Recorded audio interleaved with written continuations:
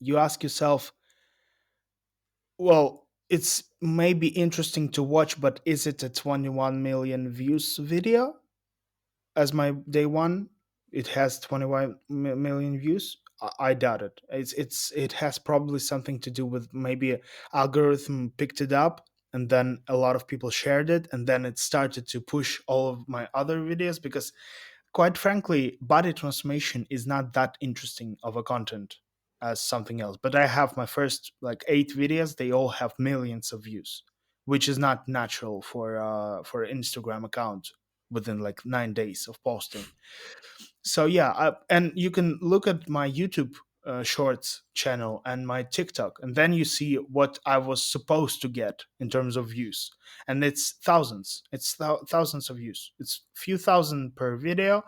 That's what I was supposed to get, but because of the algorithms on Instagram, um, I got lucky. Not gonna lie, I just got lucky, and because if you take the idea of my personality and that it might be interesting to many people, then why it didn't work on TikTok? Why it didn't work on YouTube? Because Instagram is a slightly different platform, and I think personality wise and like your journey and story, the best place to share it is on Instagram, because then you have reels, and then you have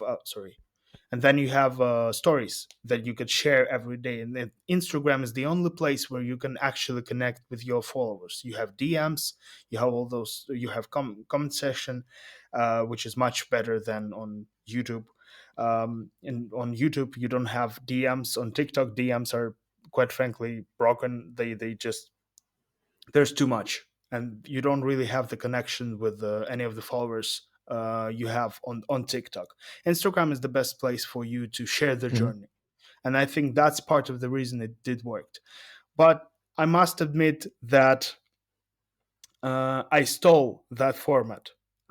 It's not my original idea, and it's actually funny to look how a lot of people try to copy that approach when with subtitles, with captions, and quick editing, body transformation topic. They go day one, day two, day three, and they, some of them even like texted me and apologized for copying my content, and I said, I don't own that format. It's fine, do that, but be aware that none of you is going to have even a fraction of attention I got, and not because you're not as good as me, but because I've filled that void. I had like, people now perceive me as a father of that format, which is not. I'm not a well. I'm not, definitely not a father of the format of body transformation. That's for sure. A lot of people did that years ago. But that particular format, when you have under a minute video, captions, quick editing, body transformation topic, all that, um, I guess that's where my creativity comes from, because I saw, again, talking about unfair advantages and leverages you might have. I do speak Russian, and my audience doesn't speak Russian.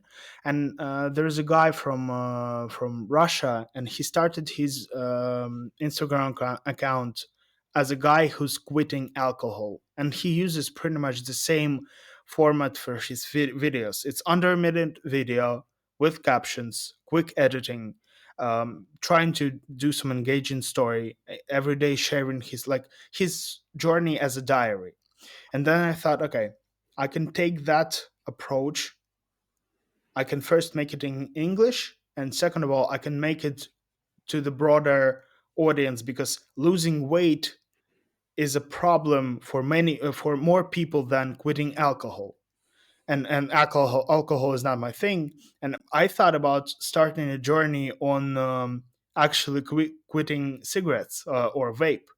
But then I thought, okay, how many people smoke or vape? It's not as many people as people who struggle with trying to lose weight.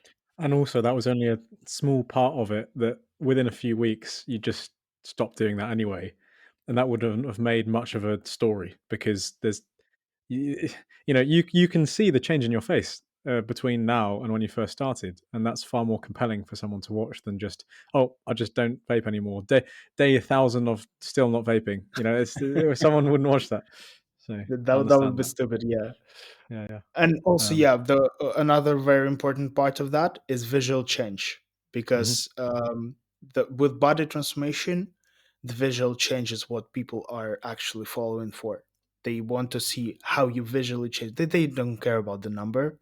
I don't care about the number I posted, but quite frankly, what's the difference if you have, like, if you are 75 or you're 90 kilo? What's the difference if you look like shit?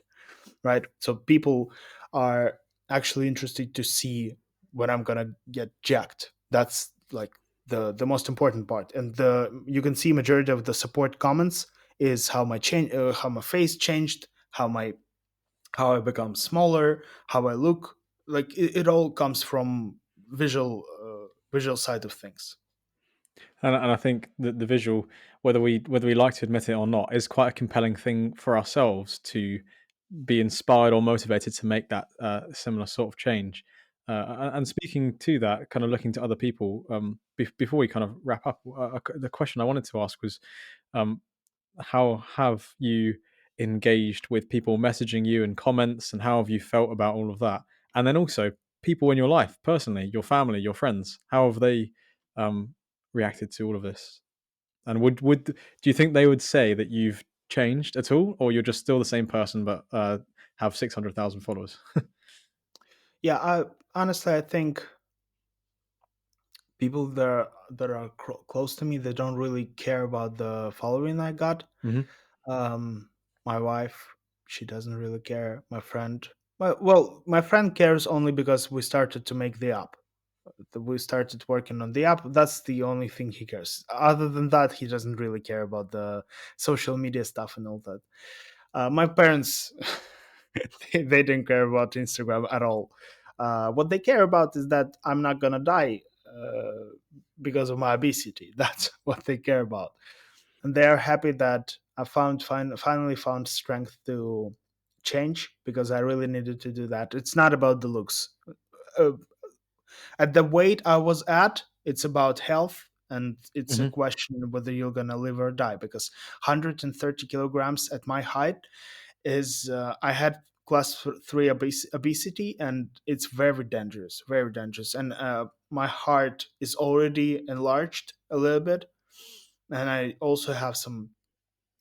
I'm not even gonna attempt to say it in English. I Sure, hardly sure. can say it in Russian.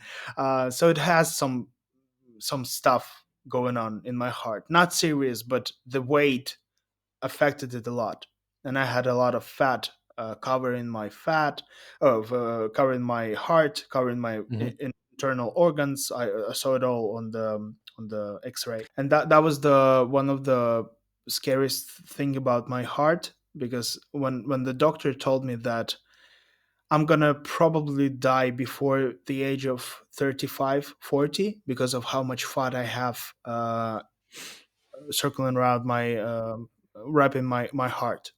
That was the main issue with my health.